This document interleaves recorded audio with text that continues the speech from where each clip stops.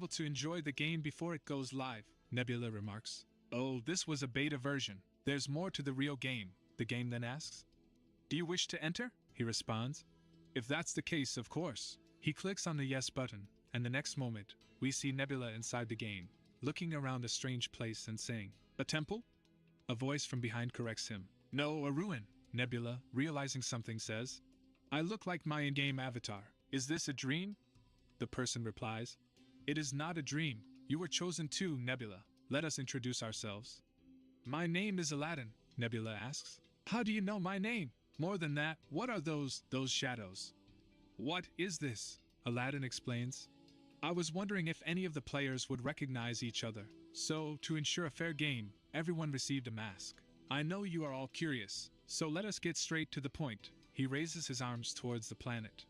Nebula asks, Is that Earth? No, I've seen it too many times. That's right, it's Perish World, Aladdin declares. Here, now, in the boundlessness of Perish World, you are all going to become true gods. A strange being with a fox's head but a human body covered with orangish and white fur, and a soft, bushy tail, rode an animal resembling a mouse through the forest, all while holding a long and heavy-looking cylindrical sword. He continues, the various occupying races lived in harmony, as we see 3 scientists dressed in lab coats, an ogre, a human with elf-like long ears, and a platypus, busy with some sort of scientific research, he said, but as a dragon with skin like the moon and golden edges appears and opens its goldenish glimmering eyes slowly. He explained further, for unknown reasons, the gods left. Now, this world was ready for an age of new gods. When the dragon gets up, stretches its long neck, and stares at the bright moon in the night sky. As the scene once again switches, we see a skeleton head being surrounded by hollow shadowy figures standing in front of an unknown person, their identity hidden under a robe. They stood behind a strangely fancy table. The unknown person speaks and says the game Perished World was created with the purpose of discovering suitable god candidates for this planet. Just by taking on this challenge, you all can become gods. It'll basically be like the game. At first, only the humble and lowly will believe in you, but if you are able to amass a following, you'll eventually become the sole god of this planet, he said, as the skull creature imagined holding the world under his palm. The unknown figure further explained, you'll be able to do whatever you wish. All desires you've ever dreamed of can be realized once you become the god of this world, he says, and after a small pause, the skeleton figure asked, what happens if we give up? Which shocked the unknown person a bit. He replied, if you give up, you'll go right back to your previous life, but you'll lose all memories of this place. The skeleton figure questioned again, what if you give up in the middle of your challenge? The unknown figure answered, for the duration of your challenge, you won't be able to quit. As we see the cold yet suspicious eyes behind the skeleton head, staring at the unknown figure with this cold look. The skeleton-headed figure asked yet again, what happens if you're defeated by another god? The unknown figure took a small pause and then answered, if you are killed as a god, you'll meet your true end. At this statement, the skeleton head figure froze and said to die as a god, as we see the eyes behind the skeleton mask. To that end, so we're risking our lives, aren't we? Then he screams, then there's no reason to back down. The unknown figure says, well, now it's time to choose. If you're going to give up, do it now, he said as he pulled something out from his sleeve. He said, as for those who will be taking on the challenge, you'll be starting your journey by pulling a small region, he said as he revealed a deck of cards and spread them out on the table in front of him. The skeleton head says, it's just like in the game. We always start by pulling a small region, right? More than that, he said as he turned around to see those shadowy figures withering away slowly. He said, people are already giving up, as he counts the shadowy figures withering away into thin air. He counted in his head, 1, 2, 3, 4, 5. He said, it seems that our initial quantity had been the maximum number of players on the Perished World servers, 32. That should be right. With 5 quitters, we're now 27. The unknown figure standing behind the table calls out, alright then, we'll start with you, he said, indicating the skeleton head figure to go first. I'm first? Asked the skeleton head. He asked, are we choosing in order of rank? He moves forward and picks up a card from the spread-out deck and seems shocked as the card he chose is revealed in front of his eyes. Shit, he says, as a summoning circle appears underneath his feet and with a flash of blue, he disappears and is sent down to the planet which was gonna be his new home. We see him falling down to the planet, getting closer and closer to the ground, and within a matter of seconds, the scene switches with a white flash and we see a beautiful scenery of a clear stream possibly leading to a river surrounded by lush forests of green. Out from the stream, a small head of a frog appears. The frog looks up to see a beautiful blue butterfly. Then the frog looks down to see a couple of fishes swimming peacefully. The frog leaps out of the water with the fish in his hands, shouting, "Gotcha," as we see his unusually humane-like muscular body. Another, paler frog walks out of the water saying, "Wow, that's a big one." The first frog says, "Hee, it'll be fish for dinner tonight," as the fish quivered in his hands. The pale frog looks back at the beautiful blue butterfly and asks, "Is that a new species of butterfly?" The first frog says, "Who cares about butterflies? We're not eating bugs tonight." As the scene changes and the butterfly slowly flies back to where it came from, which was the finger of the skeleton head, he says, "There are frogmen." As he looks down onto some computer program panels, he explains, "I'm currently in a small region starting with insects, a combination which has the lowest win rate," as we see the card that he chose, which reveals the word insect clearly with a few images of them. At the bottom, it also reads, "Includes some arthropods and crustaceans." He continues, "But it all depends on how you wield your resources. Although they can only be called subversions of birds, they're still useful and aren't bad in the early game," he says, staring down at his card. But, he sighs, "I'm starting too far east of the continent. That means I won't experience a lot of combat early on," he says, as his current location is revealed. He further explains, "I won't be able to gain an advantage from extremely early engagements, so it'll be hard to use an aggressive strategy. That means an insect-eating race would be a good race. Like these frogmen, for example," he says as we see a couple of frogmen carrying fishes and eating bugs walking through the stream joyfully. He thinks to himself, "What bothers me though is the size of the race. About 500. There are too many of them to use them as a starting race." As the scene changes to reveal frogs of all different shapes, sizes, and colors sitting and standing together, all of a sudden, a huge number 10 appears on a panel screen to his right. He explains, "In perished world you can only influence creatures once you gain their faith. 10 faith though is too low of a number to influence these frogmen. What are the nearby races like?" he says as he swiftly slides away the panels to look at another one. The panel reveals a somewhat large number of lizards walking through a desert. The skeleton head says, "Lizardmen?" Lizardmen also eat insects, and they can survive just fine without water. They're lower in numbers too, which is good. "There are sick ones," he says, as we see a couple of sick lizardmen. "Old ones," he says, as we see an old lizardman. "And that one is particularly wounded," he says, as we see a very wounded lizardman. He says, "I see. They must have been expelled from their original lands. They are lacking in power and numbers, and the greater the feeling of being abandoned by the world, the more exhausted one will feel.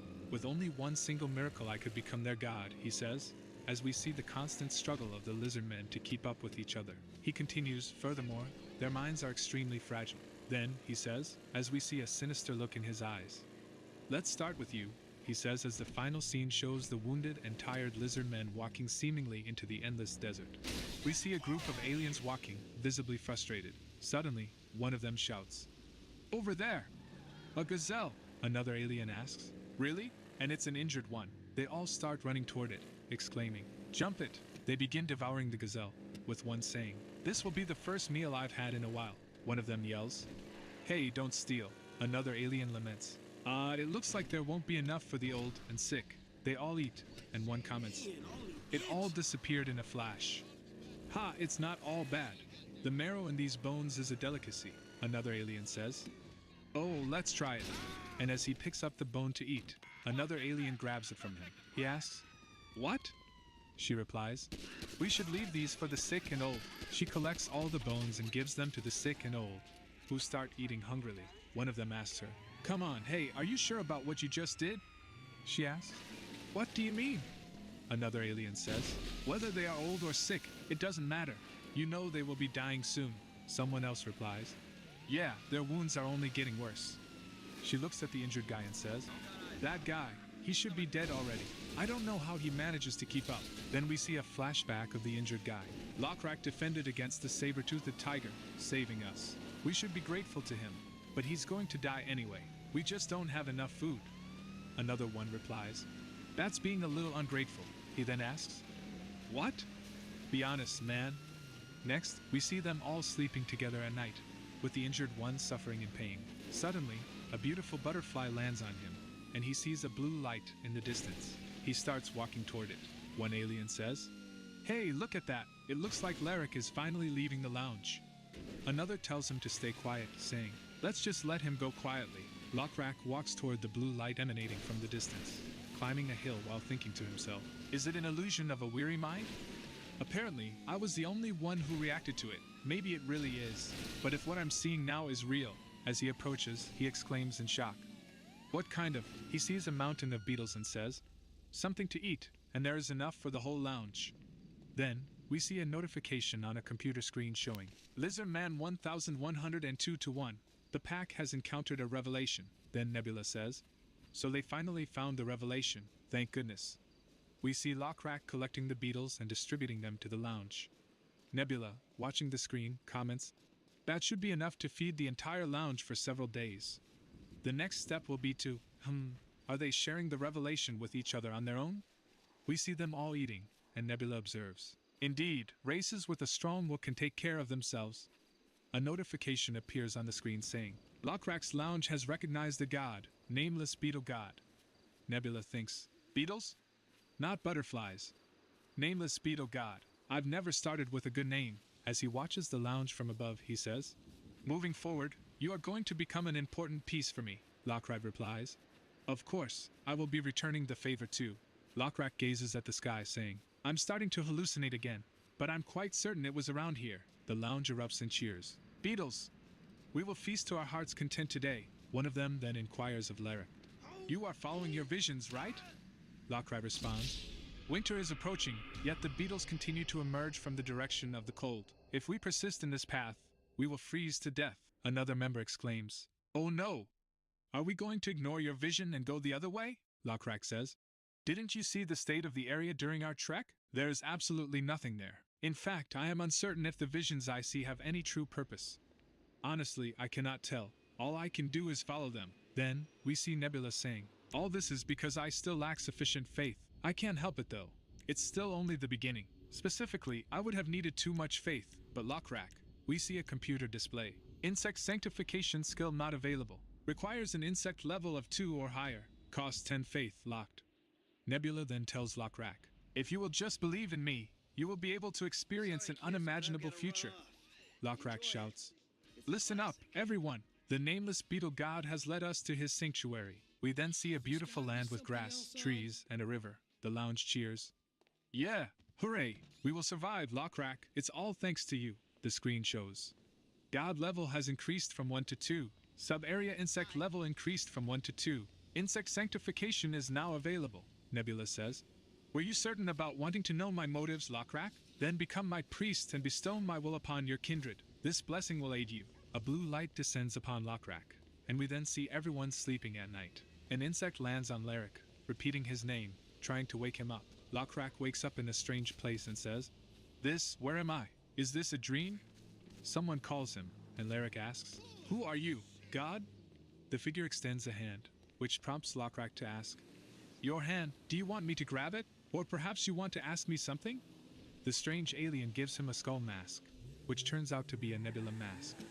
When Lyric wears the mask, he realizes, you are the nameless beetle god. He then recounts his dream to the lounge, which asks questions like, do we know what he wants? Did he say that he wanted us to sacrifice a buffalo to him? We must venture deep into the wilderness to hunt a buffalo, though the risk is too high. But remember, the one who asked us is the one who led us here, Lockrak replies. I just don't want to endanger the lounge. Buffalo hunting is dangerous enough that you risk your life to the point where all the hunters in the lounge world have to step up. But then who would protect the weak ones? Another member responds. You are right, he says. I can't risk the entire lounge. I will go alone. Everyone is shocked, and one of them exclaims, you're going solo to kill a buffalo? That's suicide, Lockrak. Lockrak responds. Don't worry, I'm not being reckless. My god gave me his blessing, another asks. His blessing? Lockrak replies. I can hardly believe it myself, but when I woke up, all my wounds were healed. Furthermore, my shoulders are now covered in black scales, just like a beetle, someone else says. I admit it's hard to believe, but that's still not a reason for you to go buffalo hunting alone, Lockrak says. Fine. The real reason I am going is this. He throws a spear with such power that it destroys a tree, leaving the whole lounge in shock. Lockrak pulls his spear from the ground. The onlookers exclaim, Lockrak, that was incredible. You've been concealing your strength all this time. One of the ailing ones remarks. Even if it was merely a tree, wasn't he gravely ill not long ago? Are you all certain that's Lockrak? Another responds. Huh, what? Lockrak laughs heartily and says, Haha, everyone, look over there. It's a herd of buffalo, one of them, stunned, says. What? That can't be. A buffalo herd always migrates to the same place, so it doesn't make sense for them to be here now, Lockrak replies. Such pointless worries. And leaps from the cliff while another tries to stop him, saying, Wait a minute, Lockrak. Lockrak happily declares, Today, we shall be free from hunger. He then throws his spear, striking one buffalo in the head. The lounge exclaims, Get the buffalo! His grace extends not only to beetles but also to meat. As night falls, they are seen performing a ritual. The buffalo is hung on a tree above the fire, and Lockrak intones, Hail the almighty nameless beetle god, please accept our offering, no matter how meager it may be. Everyone chants, Please accept our offering, accept it. Nebula observes, It's a sloppy, clumsy offering, but their sincerity is what matters. The amount of faith is beyond expectations. It was a decent sacrifice, especially from a novice priest. Considering the time I invested in them, perhaps I do deserve this much. However, I can't materialize water for the buffalo to drink or grass for them to eat. I'll need help from some friends. In the end, they are only consuming possible though, but it will still take some time. First things first, let's start with a small blessing. A beam of light falls on Lockrak, and someone asks, Lockrak, you sure are up early, he replies. I'm just taking a look at the altar. I had a disturbing dream last night. We see they all turn pale, and another asks Lockrak, Was it a vision? He replies, I don't know. It was too vague. In the distance, I saw the altar trembling precariously, on the single nail that held the blessing that had protected us for years. There were no more fish on our lures. The ground was overfarmed, and no more plants grew. The other responds, It's not that bad yet. Lockrak says, I know that, and we should have nothing to worry about because God is taking care of us. Lockrak adds, I believe in our God too. However, sometimes God's will can be unclear. If we don't understand the meaning behind his messages, we might inadvertently go against his will. I'm fearful of such a thing happening. Then Lockrak gets shocked and says, Zael, get up here, she replies. Pardon? He says. Come here, look yonder, she responds. They are, he affirms. Yes, now I understand why the altar was shaking. They are the ones who will drive us out.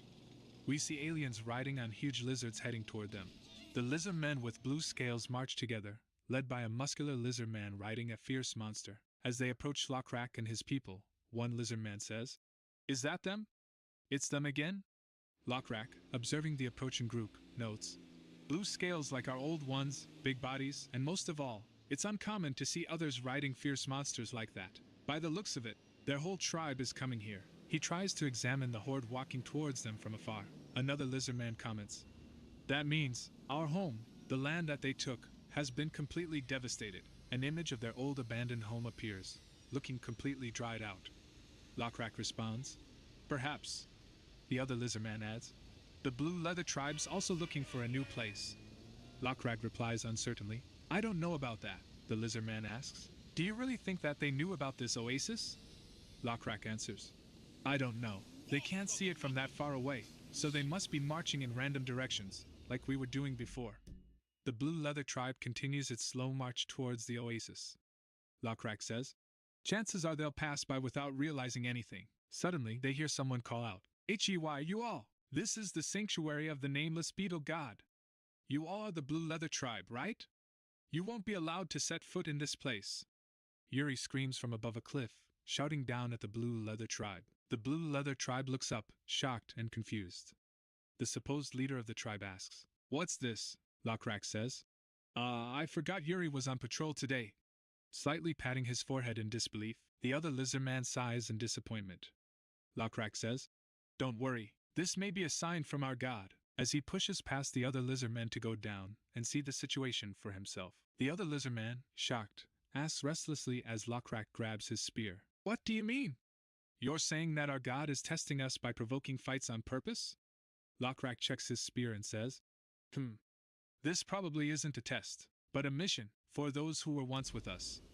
We'll have to assimilate with and save them. As the blue leather tribe halts in unison and patience, the other lizard man argues, But even if this is a part of his vision, if he understands our situation, why would he drive a rival group towards sharing our destined land? He complains, showing a flashback of how Lockrak's group was abandoned and forced to stray. Amidst this, Lockrak spots the blue butterfly that has guided him to his successes so far. He says, This butterfly is. Surely this is the will of our God. I dare not fathom further. I'll only play my role as his apostle.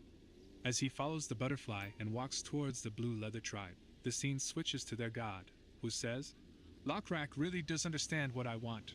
As he crosses his arms while examining the situation, he continues, the two tribes must merge for my success, for the sake of population growth and technological advancement.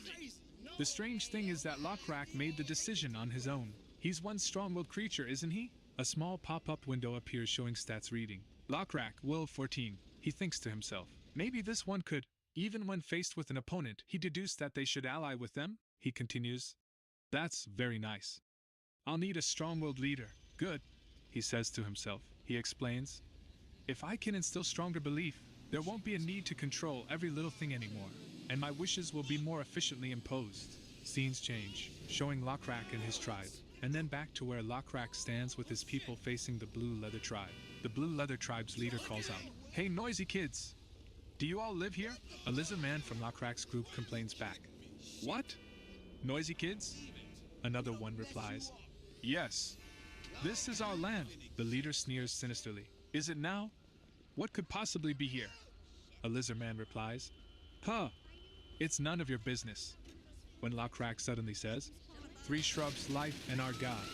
As he walks slowly and calmly into open view, the leader of the blue leather tribe asks in confusion, a god? Lockrak replies, yes. This is the realm of the nameless beetle god. The blue leather tribe leader taunts. He speaks like a barbarian too. Well, it doesn't matter, Lockrak says. Leave this place. If you all leave now, we won't attack you. As the beast the leader rides snarls at Lockrak. Lockrak continues, I don't know how many more of you there are, but you won't be able to beat us. The blue leather tribe's leader replies, if you're their leader, you should know how to do math, right? Lockrak shakes his head swiftly and points his spear at the leader. He says, come, I condone pointless exchanges. The leader asks in awe and disbelief, what? Lockrak continues, you poor lambs who have lost your homes, find yourselves embraced in God's bosom, even now. Thus I will bring you into his fold, as God wills. The leader of the opposition tribe starts laughing uncontrollably. Ha ha ha ha ha, hee hee. You really can't do math, right? He says as he pulls the leash of the beast he's riding. Lockrak says, is that so? My trust is only in my God. As he takes a defensive stance, pointing his spear at them, the leader looks at him and says, you're too stupid to understand. So just die. As the fierce beast lets out a loud roar and charges at Lockrak's group as commanded. The blue leather tribe's leader charges at Lockrak and his people, while Lockrak takes a defensive stance, pointing his spear at the fierce monster. The blue leather tribe leader yells, so just die, as he charges.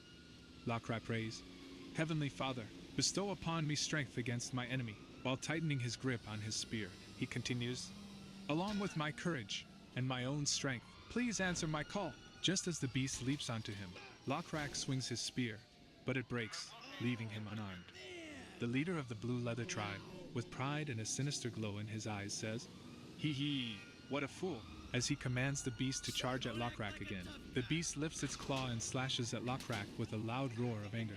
Suddenly, a blue banner appears, reading, a clash of civilizations. 2 civilizations have come into contact, so both will receive huge boosts in experience. The nameless beetle god looks at the pop-up and thinks, that was a close call.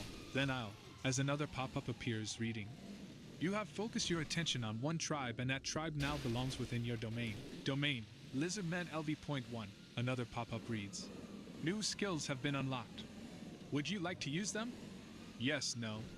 The nameless beetle god taps on, yes, and the scene shifts back to the battlefield as the beast is about to claw at Lockrak. A strange blue light flashes from the sky, forming a stream that rushes to Lockrak just as the beast's claw lands. The blue leather tribe's leader, proud and confident, says, Ahaha, you were doing so good, but is shocked to see Lockrak unharmed, surrounded by a strange blue aura. The aura intensifies, forming a skull on Lockrak's head that resembles the nameless beetle god's skull, revealing his true power. The blue leather tribe's leader says, ha, I don't know how you dodged that one, but that won't happen again. As he charges fiercely again, Lockrak, uninterested, thinks to himself, foresight. A blue pop-up appears in front of the nameless beetle god, showing stats. It reads, foresight. Target description, Lizardman, Blue Leather Tribes Warrior LV.1/Commander LV.2. Strength 24/Intelligence 15/Camaraderie 16. Skills Breeding, the Nameless Beetle God says. This guy can be handled with Lockrak's power alone. The problem is that he won't be able to handle both the enemy lizard men and the monster at the same time. Another pop-up shows the beast's stats. Reading. Manon. Drake LV.1. Strength 87/Intelligence 6/Camaraderie.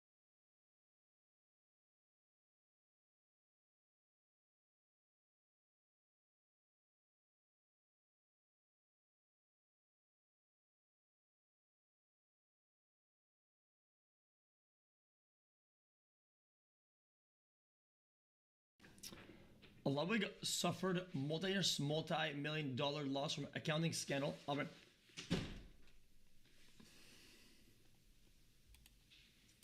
think a month or two, maybe 2 months ago, that my sponsorship money has not been paid out to me in a couple of years. And it was basically being used as float to make off-brand's numbers look better than they were. What? And so when I found this out, I was like, oh, damn, the books here were a bit cooked. The books were cooked. Yes, sir. The books were cooked. I scammed myself. And when me and the team did some digging, we were like, this hole is too deep. This hole is too deep. And if we keep digging in this hole, not only is Off-Brand fucked, Mogul Moves is fucked. Everyone loses their job. Okay. I still have an ability to make money personally, so I'm not obviously not as affected. You know, I think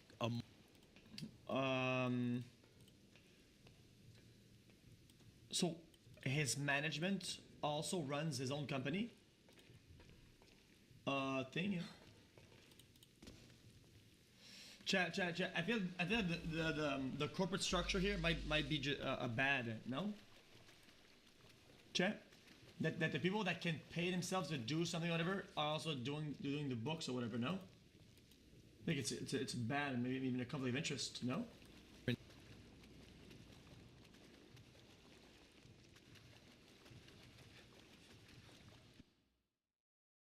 How am I going to turn what I've created here into a business? And my chief merchandising officer, Eamon Gaiman, flew to Australia.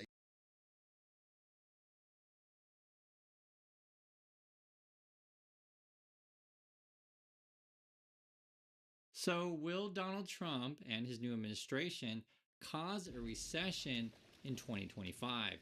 That's the subject of today's video, and in fact, we have some new data to go over. We got some stuff from China, the UK, and an interesting survey coming out from Financial Times and Chicago Booth School of Business. Essentially, if you guys have been following the story, the Fed is going to announce their rate decision this week. The market is betting 97% chance of a rate cut. So, I mean, essentially, they're kind of saying, hey, a cut is guaranteed. That's the market, and in my opinion, that's kind of nuts. The Fed could hold, but everyone's like, no, they're going to cut. Now, what that signals to me is the Fed is more concerned about growth than they are inflation, meaning that the Fed is trying to avoid a recession. So that's sort of where the Fed is leaning on. If the Fed does not cut this week, watch out for a market freakout, because markets don't like surprises. So again, 97% chance, according to the market, of a Fed cut, and I think it's going to be 25 basis points. Now, regarding the Chicago Business School poll, they asked economists, what do you think about next year? What do you think about 2026? So the current projections right now, they're looking at recession in 2026, so not 2025. It could be first quarter 2026 or third quarter 2026. I mean, it's hard to predict that far in the future, but that's sort of the projections that we're looking at the moment. They're also thinking, okay, the Fed's not going to cut as much as we originally thought. Why? Well, this is something that the Fed has to balance. Is you're like, okay, are we more worried about inflation, or are we more worried about growth? And I mean, they're essentially worried about both. But with Trump's policies coming in, they look to be inflationary. So the economists are basically saying, I think Trump's going to cause way more inflation. Now, on top of that, and this is where I think recession is probably very, very likely, you have slowdowns around the world. So you have the Fed in USA worried about slowdowns in USA, and then you have definite slowdowns around the world. You put the two together, you got Donald Trump as president and his unstable administration and unqualified administration. To be perfectly frank, it's a recipe for disaster. So this is where you need to protect yourself out there. In regards to internationally, because I always try to give you guys a broad perspective on things, we have a very large contingent of viewers that are from the UK, and I pose this question to you. There's this really fascinating article coming from the UK basically saying companies are delisting from your stock exchange and then moving to the New York Stock Exchange, which is kind of interesting. Let me read just a little bit about this, and I want to get your opinion, especially from people from the UK. So basically, they're exiting or Brexiting, I guess you could say, from the UK and heading to the USA. This is a headline: London Stock Exchange suffers biggest exodus since financial crisis. So that'd be referring to 2008, 2009, and that's essentially, again, they're leaving and going into New York. It says the London Stock Exchange is on course for its worst year for departure since financial crisis as fears mount. More FTSE 100 businesses will quit the UK in favor of New York. This is crazy. I guess they just don't trust your guys' market. That's why I want to hear from people in the UK on this. A total of 88 companies have delisted or transferred their primary listings from London's main market this year, only 18 taking their place. So, and I can't speak to it. I don't, I don't live in England or UK, however you want to call it. I don't trade on the London Stock Exchange, so I just don't know what people are saying over there, and that's why I want to hear from you guys. I'll just say this: a couple of stuff that they mentioned is that just capital is more free-flowing in the U.S., but we're in a bubble in the U.S., so I don't necessarily want to enter in the bubble here. The other arguments they were giving is that valuations are better in USA, better in terms of you can get more money. People are more willing to, bet on your growth, but that's on American companies. So I don't know if no one knows. That's they're going to try, but I guess the bet is that, we're going to try to get more money from the American market. But I would say no one knows if it's going to work for sure. But I guess most companies, or many companies, I don't know the most right word, but many companies are saying we'll take our chances with the U.S. capital markets.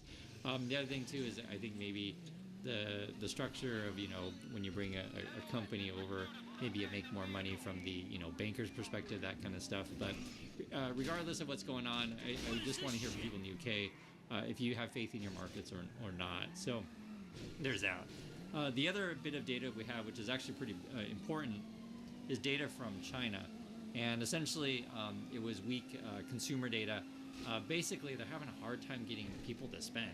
That's what it boils down to. And when you're dealing with modern consumer markets, you need people to keep spending. Like for example, the consumers need to buy your new iPhone, and then people in the USA can celebrate because hey, more iPhone sales and the stocks go up, and then we were invested in the company and they make more iPhones and they sell them, and the cycle keeps repeating, right? But this day and age, with the housing market essentially meltdown in China, and they have deflation, so prices are actually going down. People are just really nervous and aren't spending, and there was a surprise in data where essentially it came in much weaker than thought. There were some interesting, actually, particulars, which I'll tell you guys. Yeah, it's right here.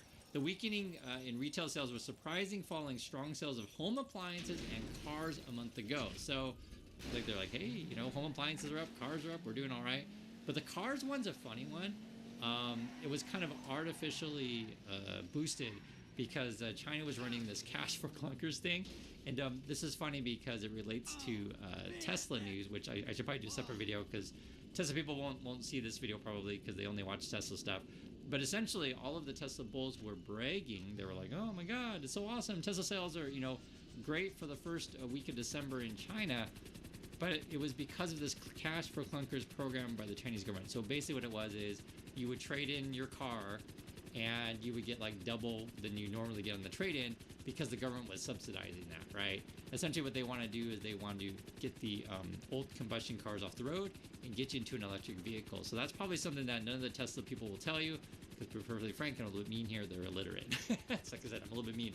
But it's actually a really interesting program, and I've been hearing this for a while now that China's really working on trying to get their emissions down. So they've been working on trying to get a lot more EVs on the road and just get business going. But they can't necessarily do that forever because people run out of cars to trade in. And the other thing is, the Chinese government may be like, yo, we don't necessarily have enough money to keep subsidizing that. So that's actually a really interesting point. So the data before was like, appliances and car sales were up, but then it just came, that was last month, and then it just came out this month, and I can tell you, it says, while sales of those three categories remained strong in November, so that was the car sales and appliances, the other stuff that was down was cosmetics was down, like it says at 26% down, clothing, jewelry, beverages, tobacco, and alcohol. So all of those categories. So people just aren't shopping, essentially what it is. The other part is joblessness in China is at 5%, just so you guys give you some idea.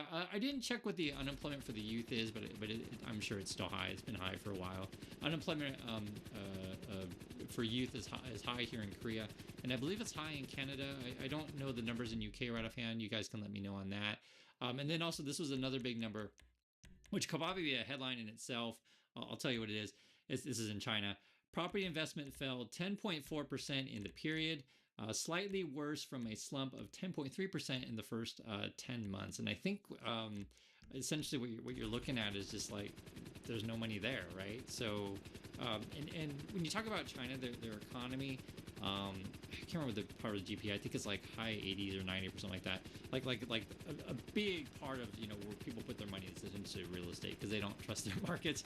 It's kind of similar to here in Korea. People put all their money in real estate. So when you hear like property investment is down by double digits, it's actually a really serious thing, and then that bleeds into people aren't necessarily willing to go consumer shopping. The other thing too, which I wanted to mention, which is kind of interesting, I've been hearing bits about, you hear every now and then, President Xi will remove, someone here and there, but it seems like he keeps doing that, and that's in the military. So what does that mean? I mean, are they going to go more aggressive towards Taiwan or something like that? I mean, I can't tell other than what we see, right? So I know they're doing more military exercises around Taiwan, and I mean, we'll see. We'll see. I'll just say that he's reorganizing sort of like who's going to be most loyal to him in the military, and there's that. The other issue as well, there's one more thing here. Yeah, it was the Starbucks thing. It was actually kind of funny. The headline is Starbucks hires first China growth officer to boost sales. So I guess they've never done that before in their history. Essentially, they're having more competition. I think Luckin Coffee is one of their competition. Here in Korea, it's actually the same thing. We had a very similar article recently that came out. It wasn't just Starbucks, it was multiple coffee chains. They're now offering, I'm talking about Korea. So in China, they're hiring a new, growth manager person. That's like a new position. But then here in Korea, they have like this subscription service to coffee. And I don't know if they're doing that in USA. Starbucks has it in a couple other coffee chains. But the basic idea is like you give them $30 a month or something like that. And for some places, it's like after 2 p.m., we'll give you a discount on coffee. Other places, like all the time, we'll give you 10%, or, after certain, and other ones is like after a certain time, we'll give you a free drink every day. And this is sort of what they've been trying to do to boost sales, because I'm just giving an example here in Korea. There's a lot of like low-cost coffee everywhere these days, and just a lot more competition. So that's what's going on as a whole. And to summarize, you have slowdowns around the world. You have essentially lack of confidence in markets in China, and obviously in the UK as they're moving over to the US market. You have an overvalued American market, and then I just made a video on the real estate thing where I don't think Trump's going to help with that. And then Trump has inflationary policies coming in, and the economists are worried about that. So I know we cover a lot of stuff when we go over these videos, but I just try to give you a fuller picture as best I can. Please be careful out there, and please share your thoughts. I always love hearing from you guys, and I'll catch you on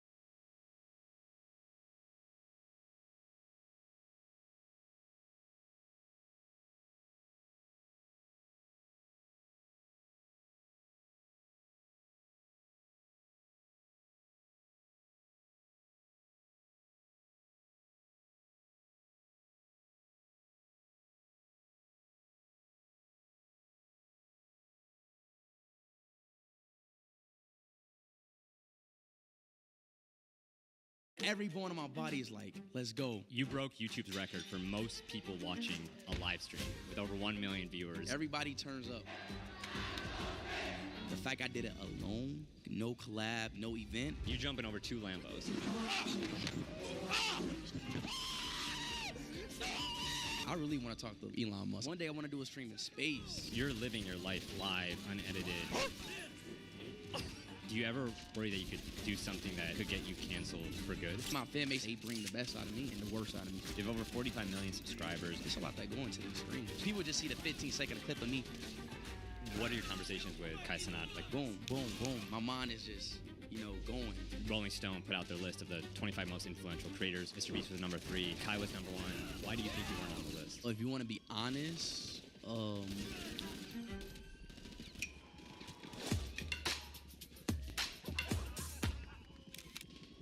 Real quick, we had Speed autograph 5 customized jerseys that were given away to you. All you have to do is hit the subscribe button and enter your email at created.news/playbook. And every single person will get our YouTube playbook with the best tips and visuals from our past interviews with Mr. Beast, Casey Neistat, and more. It's all part of our newsletter for creators where we break down the latest news, the best thumbnails, the best videos, so you're always a step ahead. That link again is created.news/playbook. And if you're already subscribed and you're already on our newsletter, you're already entered.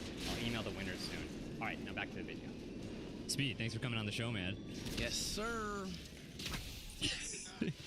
Bro, I'm so excited. I feel like you are like the creator of the moment right now with the records you're breaking. I mean, 30 million subscribers. How does it feel like being where you're at right now before we dive into the more serious questions? How does it feel? It feels amazing. I mean, there's no words to really put it. It feels amazing, It feels motivational. I want to put into perspective like all the things you're doing at age 19 because you broke YouTube's record for most people watching a live stream in history with over 1 million viewers for an individual creator. I wanted to ask, how did that happen? Because your stream just a few years ago, there's only 20 people watching or so. So when I first started my stream, I only had like 1 viewer, 2 viewers, and that kept me going. Week 2, I started averaging 4 viewers. Week 3, I started averaging 7, 10 viewers. So then around 2023, I started, 2023, that's when I really started traveling. I went to London in 2022. I did one IRL stream. I did an IRL stream in London, but I was like, it's actually pretty cool. But in 2023, that's where I started to go places like Turkey. But me, and all my fans, I have a lot of fans in the European countries, and for me to really reach out to them and feel connected to them, I did streams there, and that led to where I'm at right now in 2024, where I'm traveling a whole world of streaming. How did you plan that trip to Indonesia? Because that's the one that broke records. Millions of people tuned in live. In Indonesia was just the Indonesia people support. Shout out to all my Indonesian people out there, Santai. But their support was just out of this world. I never seen support like that in a day of my life. Yeah. Between any country. I want to break down that live stream because a lot of people watched it, but I feel like people. Just understanding the different moments of what happened is just, it blew my mind. So I picked out a few different clips from that Indonesia stream. Can you just break down what's going on here? Look at what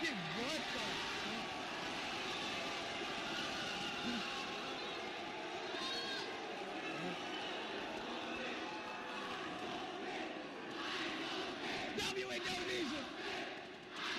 Well, listen, when I do my IRL streams, shit get wild and shit get crazy. So I popped this. That's like 1 hour in my stream. Yeah, I know. I don't even think probably 1 hour, maybe 40 minutes, and for maybe 30, 40 minutes into that stream.